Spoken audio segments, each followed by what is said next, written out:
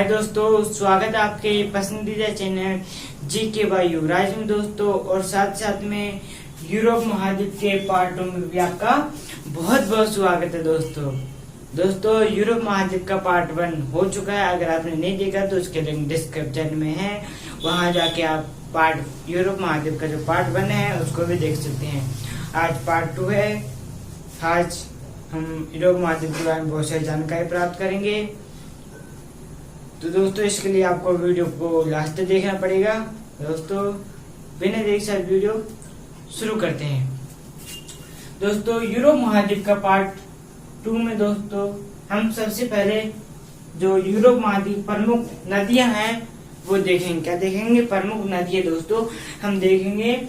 Europe महाद्वीप की जो प्रमुख नदियां हैं वो देखेंगे। पहली है वोल्गा नदी। वोल्गा नदी ये यूरोप महाद्वीप की सबसे लंबी नदी है। क्या है दोस्तों? जो वोल्गा नदी है ये यूरोप महाद्वीप की सबसे लंबी नदी है। यूरोप महाद्वीप की सबसे लंबी नदी कौन सी है? वोल्गा नदी दोस्तों। ये रूस में वल्दाई, कौन से? रूस में स्थित है। रूस में स्थित जो वल्दाई पहाड़ियों से निकलती है दोस्तों और कैस्पियन सागर में गिरती है। कौन सागर में गिरती है? कैस्पियन सागर में गिरती है दोस्तों। रूस में जो वल्दाई पहाड़ियां हैं उन पहाड़ियों से निकलती है और कैस्पियन सागर में गिरती है वोल्गा नदी। समझ में आ गया दोस्तों? आगे चलते हैं। अगली है स्प्री नदी।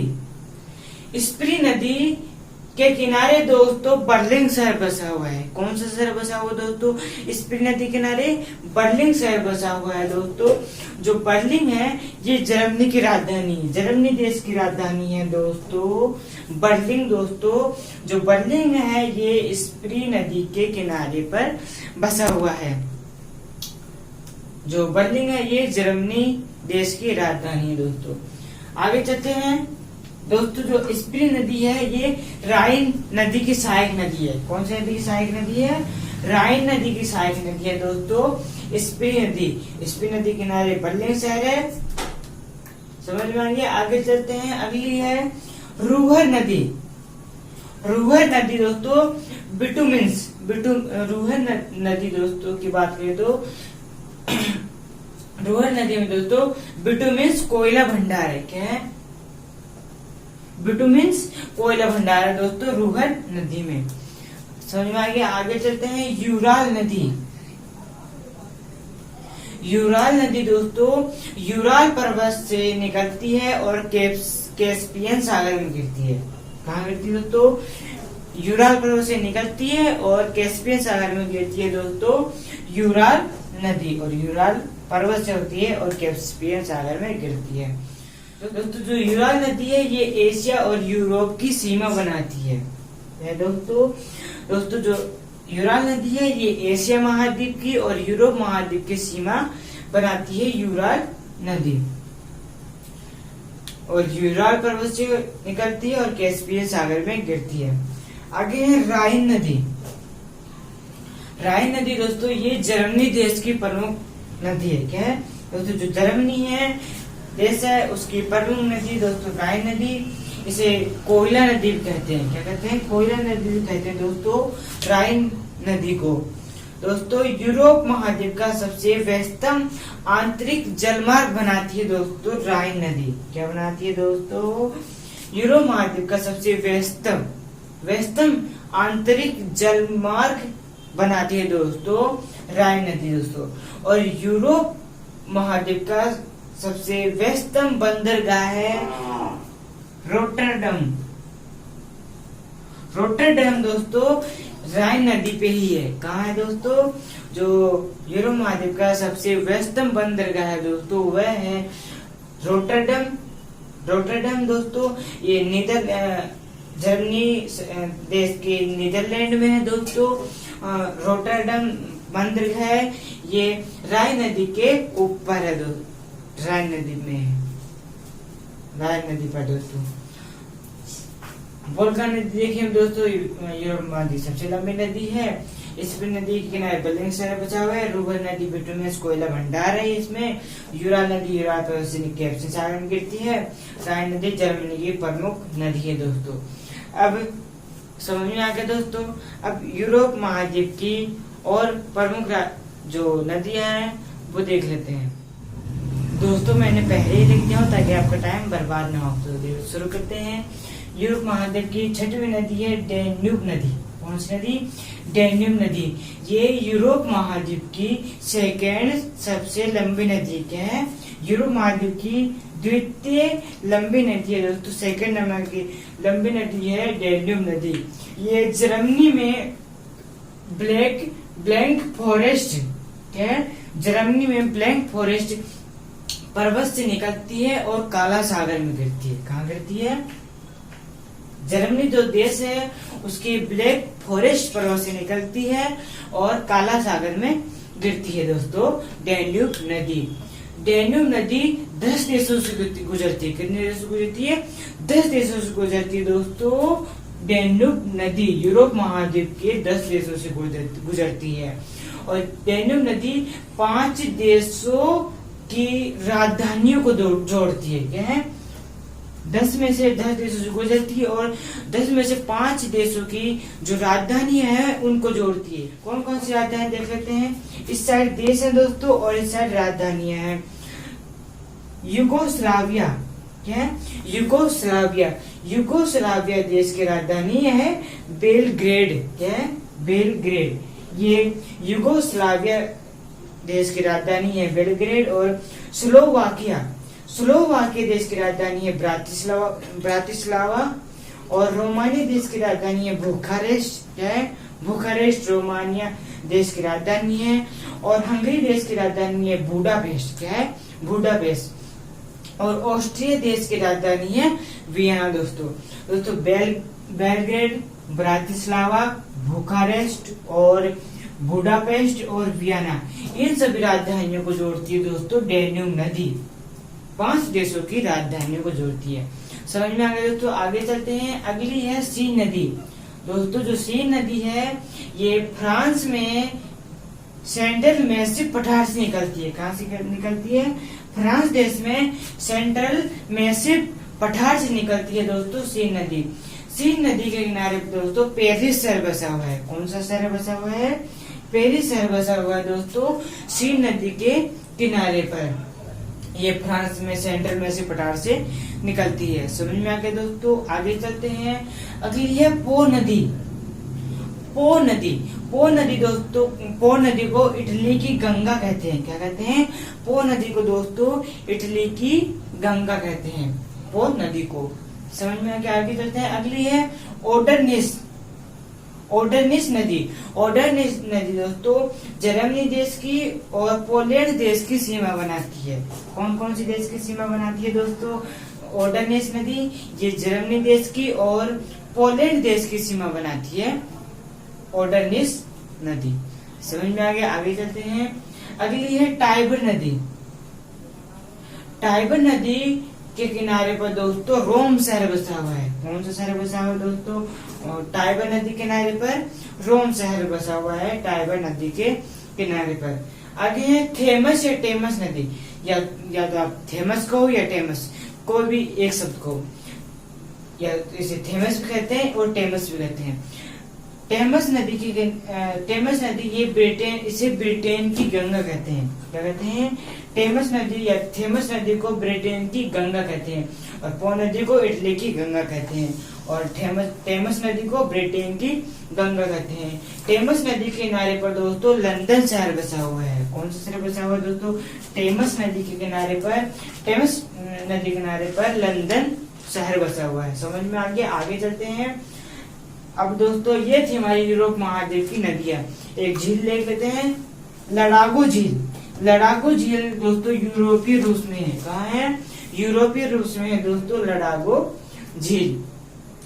डैन्यूब नदी ये यूरोप महाद्वीप की सेकंड सबसे लंबी नदी है, काला सागर में गिरती है। सीन नदी फ्रांस में सेंट्रल मैसिव पठार से निकलती है।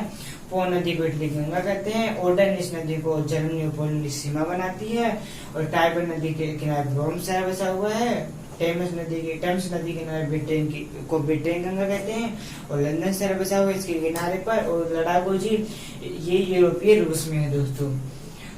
तो दोस्तों ये थी हमारी यूरोप महाद्वीप की प्रमुख नदियां। कितनी देखी? 11 प्रमुख नदियां दोस्तों अभी हमने देखी। अब यूरोप महाद्वीप के बारे में आगे जानकारी देख लेते हैं। अब है दोस्तों यूरोप महाद्वीप के बारे में और जानकारी। यूरोप महाद्वीप के घास के मैदान क्या है? यूरोप महाद्वीप के घास के मैदान दोस्तों, पहला है स्टेपीज दोस्तों यूरोप महाद्वीप में शीतोष्ण घास के मैदानों को कहते हैं। इनको कहते हैं दोस्तों स्टेपीज दोस्तों यूरोप महाद्वीप में शीतोष्ण घास के मैदानों को कहते हैं। शीतोष्ण घास के मैदानों को कहते हैं दोस्तों यूरोप महाद्वीप में स्टेपीज। अगला है पुस्ताज हंगरी देश में शीतोष्ण घास के मैदानों को कहते हैं। क्या कहते हैं दोस्तों? पुस्ताज दोस्तों हंगरी देश में शीतोष्ण घास के मैदानों को कहते हैं। अब है अन्य देख लेते दोस्तों। यूरोप महाद्वीप के खेल का मैदान किस देश को कहते हैं? यूरोप महाद्वीप के खेल का मैदान स्विट्जरलैंड को कहते हैं। किसको कहते हैं दोस्तों? यूरोप महाद्वीप का खेल का मैदान स्विट्जरलैंड को। आगे है यूरोप महाद्वीप का किसानों का देश। यूरोप महाद्वीप का किसानों का देश कहते हैं। किसको कहते हैं? फ्रांस को। यूरोप महाद्वीप में दोस्तों किसानों देश किसे कहते हैं? फ्रांस को कहते हैं। अगला है लघु यूरोप किसको कहते हैं? लघु यूरोप फ्रांस को कहते हैं। किसको कहते हैं? लघु यूरोप फ्रांस देश को कहते हैं दोस्तों लघु यूरोप। आगे है कोकपियर ऑफ यूरोप। क्या है? कोकपियर ऑफ यूरोप दोस्तों बेल्जियम देश को कहते हैं। कौन से देश को कहते हैं दोस्तों? कोकपियर ऑफ यूरोप बेल्जियम देश को कहते हैं। आगे विश्व की दुग्ध नगरी डेनमार्क देश को कहते हैं। कौन से देश को कहते हैं? विश्व की दुग्ध नगरी डेनमार्क देश को कहते हैं दोस्तों। अगला है मध्य रात्रि के सूर्य का देश। क्या है? मध्य रात्रि के सूर्य का देश नॉर्वे को कहते हैं। कौन से देश को कहते हैं दोस्तों? नॉर्वे को कहते हैं मध्य रात्रि के सूर्य का देश। अगर है पोप की नगरी दोस्तों रोम को कहते हैं। इसको कहते हैं? रोम को कहते हैं दोस्तों पोप की नगरी। स्टेपीज यूरोप महाद्वीप में शीतोष्ण घास के मैदानों को कहते हैं, और पुस्ताज हंगरी देश में शीतोष्ण घास के मैदानों को कहते हैं। खेल का मैदान स्विट्जरलैंड को कहते हैं। किसानों देश फ्रांस को कहते हैं। लघु यूरोप फ्रांस को कहते हैं। कोकपियर ऑफ यूरोप बेल्जियम देश को कहते हैं। विश्व की दुग्ध नगरी डेनमार्क को कहते हैं, और मध्य रात्रि के सूर्य के देश नॉर्वे को कहते हैं, और पोप की नगरी रोम शहर को कहते हैं दोस्तों।